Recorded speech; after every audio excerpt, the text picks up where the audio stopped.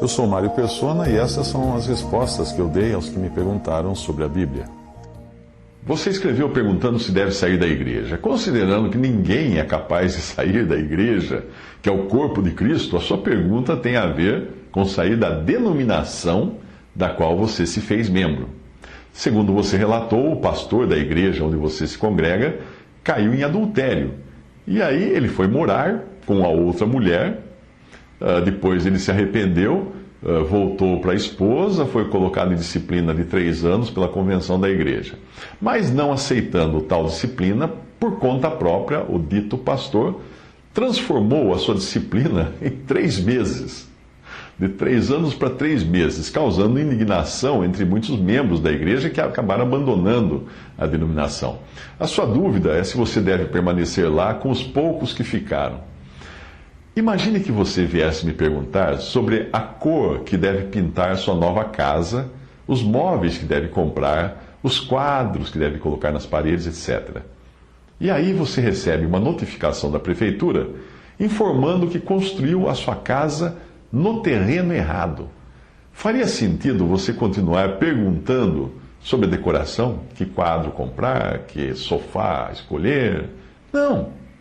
Eu não sou da prefeitura, mas eu posso afirmar a você que essa casa, por assim dizer, ou igreja da qual você está falando, foi construída no terreno errado.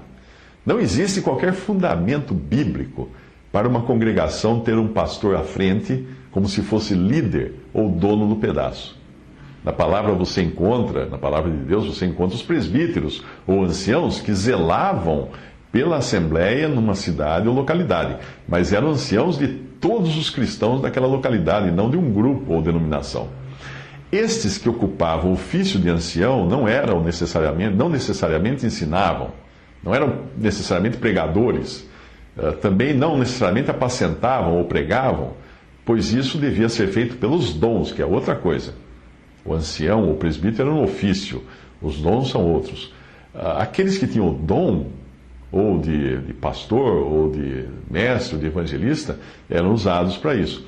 Não existe qualquer fundamento bíblico para uma congregação local estar sujeita a uma convenção da igreja, que você mencionou, como se fosse a filial, a congregação local fosse a filial de uma grande matriz. Na Bíblia existe uma só igreja, o único corpo de Cristo que é representado localmente por uma assembleia congregada ao nome do Senhor. Esta assembleia congregada ao nome do Senhor reconhece o Senhor como centro da sua reunião e como Senhor, obviamente.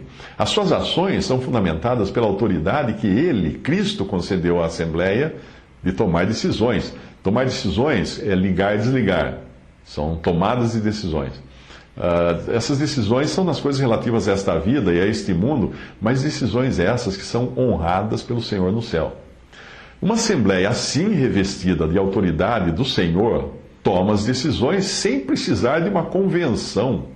E as decisões tomadas são respeitadas pelas demais assembleias das diferentes localidades. É isso que você encontra na doutrina dos apóstolos. Quando alguém cai em pecado, a assembleia local tem poder e autoridade para decidir o que fazer, sempre buscando o arrependimento e restauração da pessoa que caiu em pecado moral, de conduta, doutrinário, etc.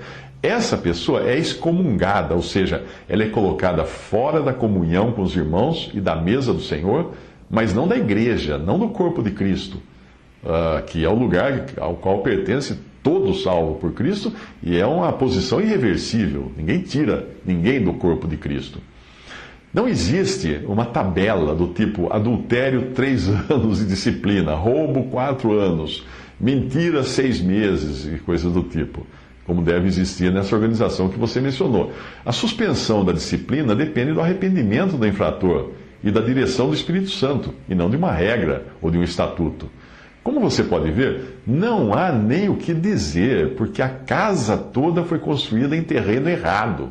E a única coisa que eu posso dizer a você é que saia desse arraial para Cristo.